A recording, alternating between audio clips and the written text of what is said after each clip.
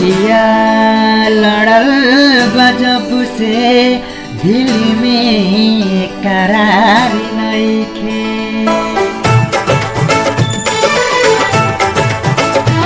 अखिया लड़ल बजब से दिल में करार नइखे।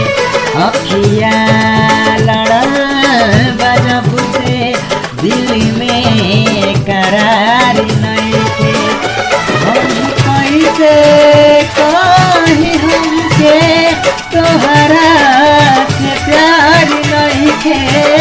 हम कैसे कहीं हमके तोहरा से प्यार नइखे।